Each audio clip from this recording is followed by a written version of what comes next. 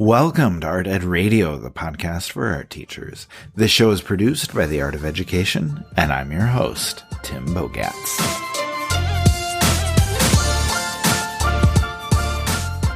Tell me if you've run into this issue before. You've taught a pretty good lesson, you've introduced your kids to some interesting artists, and your students are doing some amazing work, and it's going great for the first week. But soon after that, the project starts to drag, and by the end of the second week, your kids just don't care anymore. And at that point, what happens? Okay, do you abandon your project? Do you move on without kids finishing it? Do you move on and let them finish it if they feel like it? Okay, I don't think there's necessarily one hard and fast answer there because everyone's tolerance for failure is going to be different. You know, it's tough to admit that a lesson has flopped, and it can be tough to have that conversation with your kids. Okay, but I think it's important that we are able to dive into that we are able to admit that something's not going as well as we want it to. Okay, your kids realize it probably just as much as you do, maybe even before you do. And I think those are kind of the ideas that we need to explore today. You know, how do you decide when a lesson is going on too long? You know, how do you decide when it's time to move on? And like I said, those are tough questions. But the always awesome Abby Schukei is here to talk about them with me. So let's bring her on now and we'll share some notes and maybe see what we can come up with.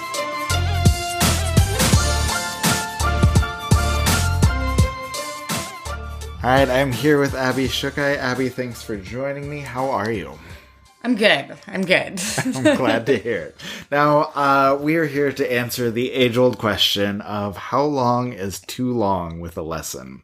So, to start us off, can you tell us a story of when this has happened to you? Like, have you ever been in the middle of the project and just said, why is this taking so long? Like, when has this happened to you? Oh, I think I don't know if I can come up with a specific example right now. Let me think. But I definitely know that this has happened to every single art teacher. I think it always happens when we try something new. You see something and you're like, holy smokes, this is going to be awesome.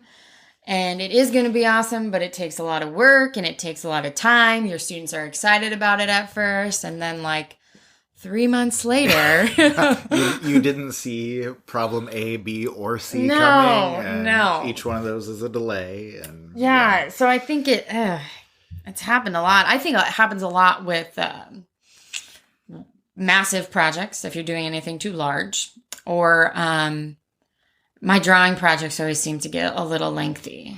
Yeah, they can get bogged down, especially if kids are super worried about detail. Mm-hmm. They really feel like drawings need to be perfect. Like they feel like there's no room for any mistakes. And so they really slows down. Like it can paralyze them almost. And I think that can lead to a lot of trouble. So let me ask you though, like if you're stuck in the middle of a lesson, like have you ever just abandoned a lesson without finishing it? You know, just said to yourself, this is taking too long. We're wasting our time. Forget it. Like it's time to move on. We're doing something else. Oh, definitely. I have definitely done that before.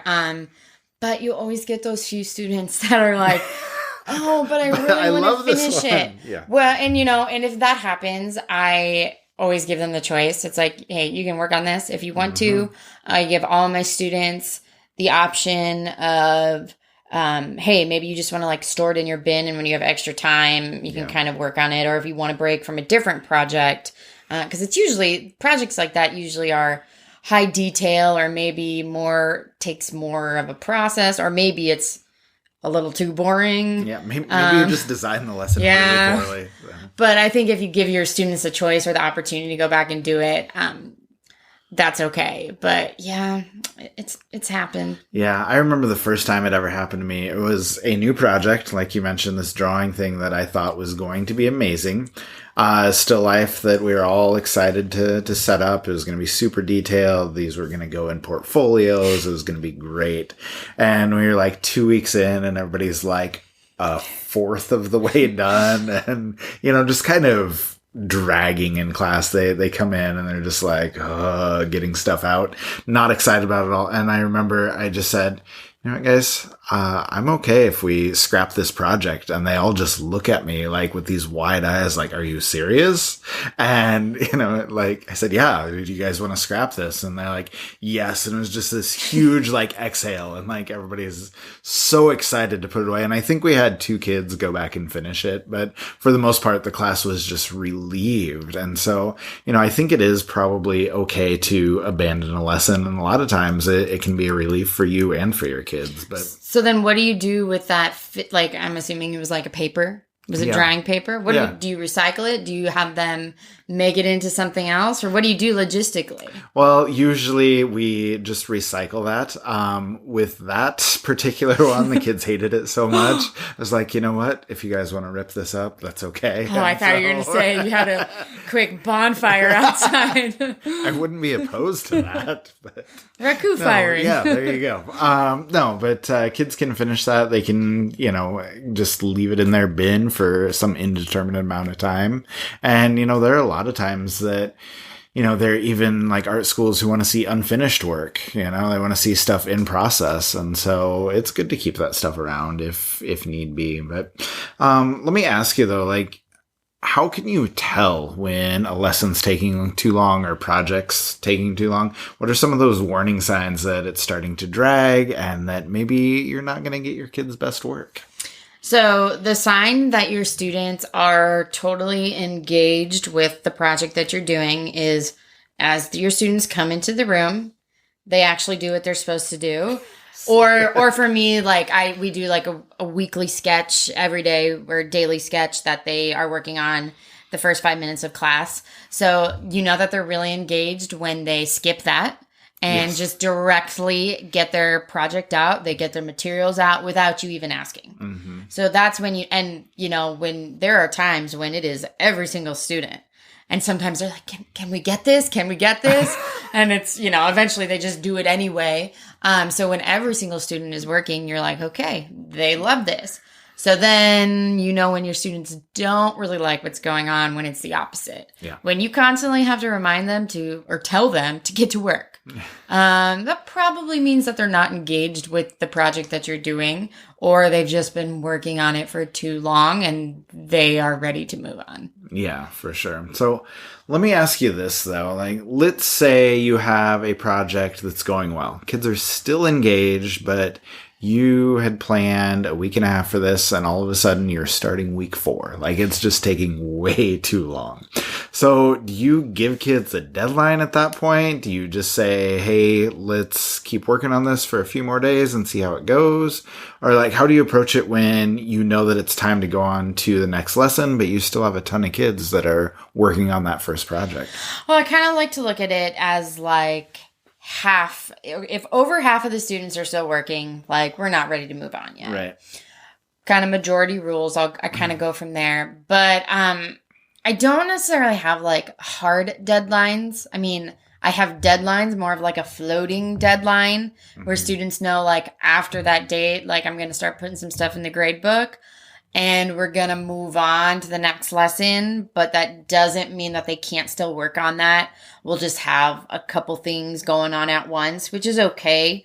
Because you got to do that because students work at different paces. I used to think about it has to be turned in by this date. And it's like, well, students just don't work at the same pace. So that's not a realistic goal for some of those things. So I think you kind of have to be a little loose with it. And it doesn't matter if your students are that engaged like with it and they want to finish it, like let them do it.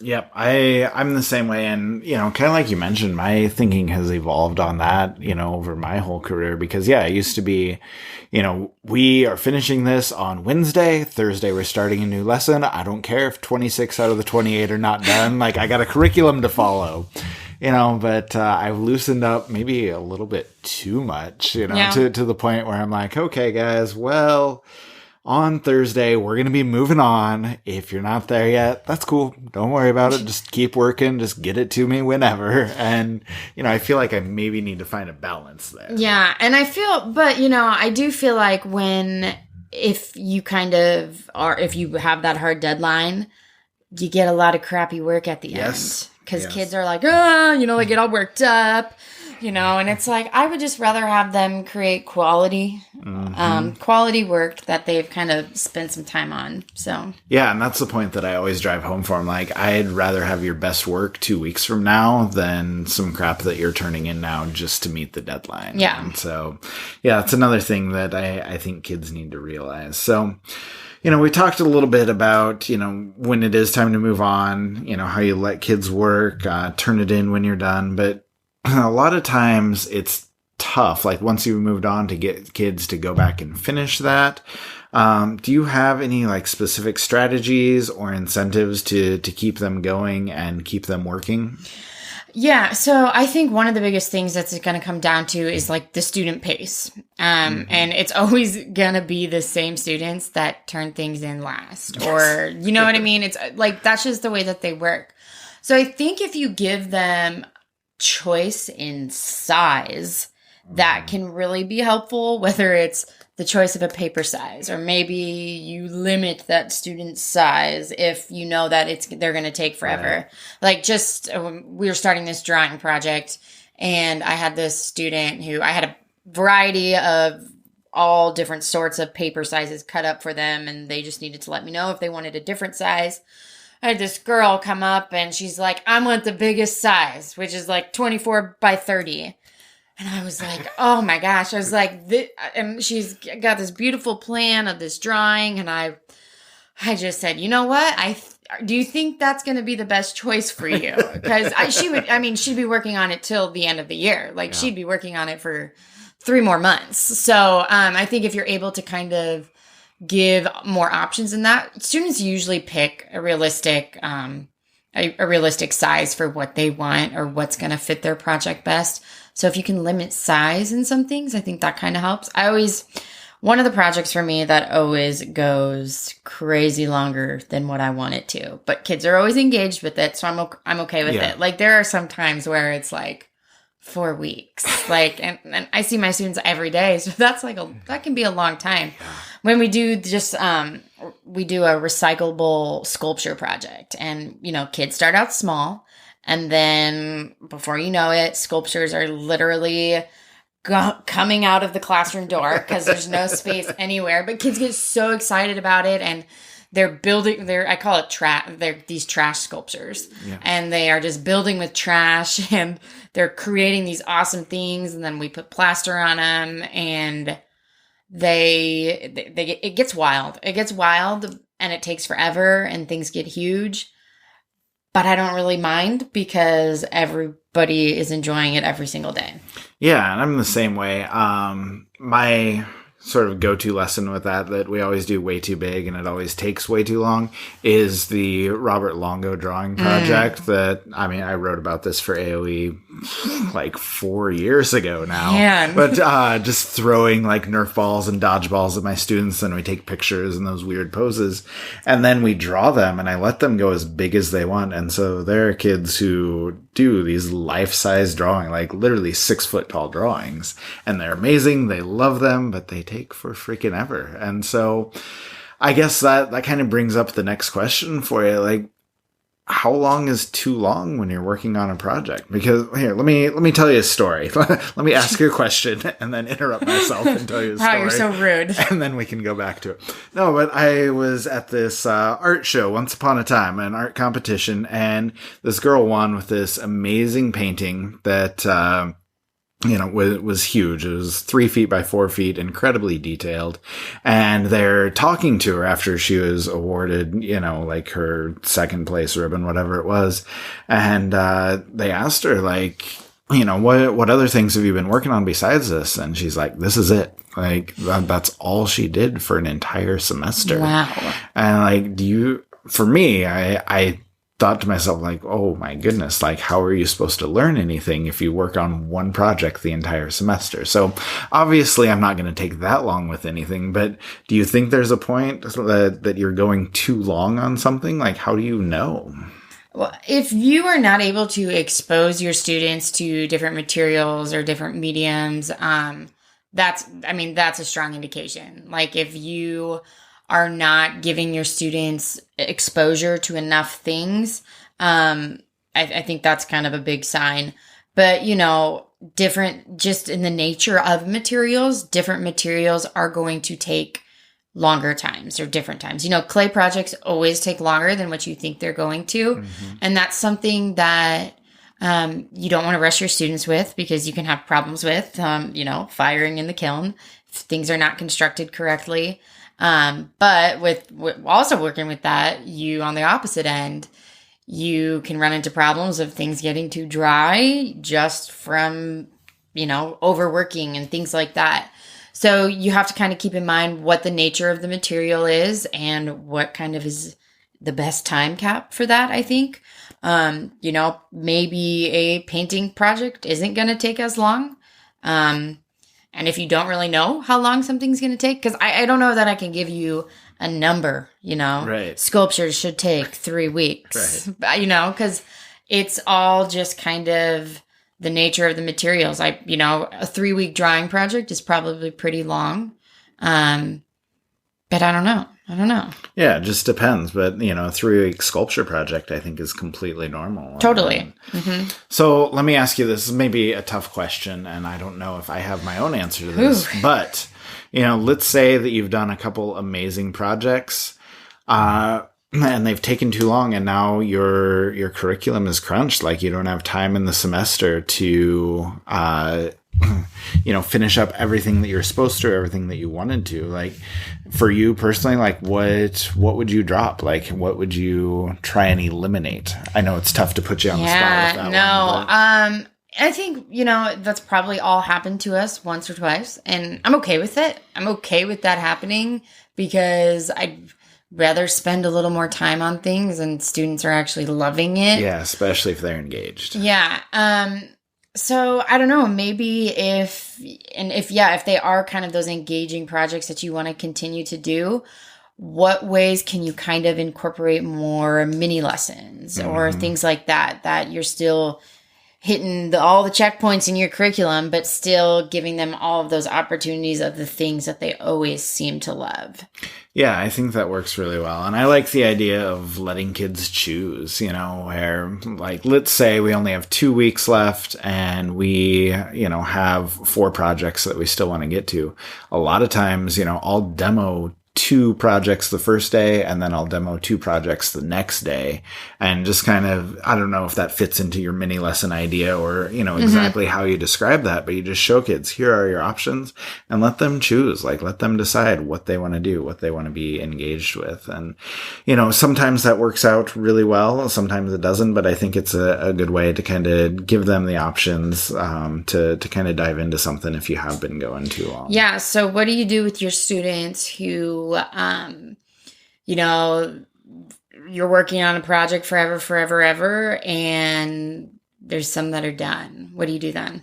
Well, I've talked about this before, and I wrote an article about this too, where we always have 3 projects going at the same time, where we have the project I've assigned, the one that you're talking about. We also have a sketchbook assignment every week. Okay, so kids can always work on that. And in high school, like, it's a little easier because you can expect them to spend more time on their sketchbook. And then we always have a long-term choice project that they're working on, where just something that they have planned out, something that's big and ambitious that they can work on throughout the semester. And so, those 3 options are always available to them. So, if they are taking too long, or if they are just kind of losing steam on something because they've been working on it for too long, they can switch out to one of the other 2 projects and work on that for a little bit until, they're ready to come back, or until we're ready to move on as a class. I think just having options available to kids is the best way to go. Definitely. Cool. All right. Well, I think it's time for us to wrap it up. So, Abby, thank you again for coming on, and hopefully we'll talk to you again soon. Awesome. Thanks. I'm not sure if Abby and I have reached a consensus on here or have a specific answer for how long is too long for a lesson, but I hope we've given you some things to think about. But before we go, I want to tell you about the Art Ed Now conference. As we've been talking about recently, the conference is on the horizon. It's just about a month away. Contemporary artist Jen Stark will be there as the featured presenter, and we have another 20 amazing presentations that you are going to love. We are also busy putting together some incredible downloads and resources to go with every presentation, so you're going to have everything you need to start out next year implementing some of those amazing ideas. I'll be hosting the conference again this time around, and I'm also trying to talk Abby into showing up and making a cameo appearance as well. And if that doesn't do it for you, I don't know what will. So if I have convinced you that you need to be there, and trust me, you need to be there, head on over to artednow.com to see all the details and get yourself registered. And some final thoughts on ideas from today's episode. I think if you're trying something new, both you and the students are going to make mistakes. Okay, not every lesson is going to work the first time, but you need to remember this, just because a lesson fails doesn't mean that you need to give up on it completely. Okay, you can reflect on it and you can see what you can improve the next time around. Okay, but that doesn't mean you don't need to move on, okay, if you're just spinning your wheels. Because I think my biggest advice would be that if you're in the midst of a project that is failing, okay, don't fight it. You probably have a personal need, and I know I'm stubborn this way, and I need to see it through to the end. But what you need to think about is, is that really what's best for your students? Okay, you need to ask yourself that question, and you need to act accordingly. Because even a lesson you abandon, okay, can still be a valuable experience. Okay, you can learn from it, your students can learn from it, okay, but it's up to you to realize when it's time to move on.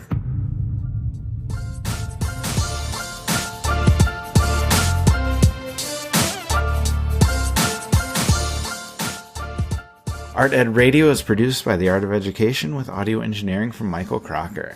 Next week, Mr. Andrew McCormick will be back again. Who knows where that conversation is going to go, but I am sure it will be enjoyable.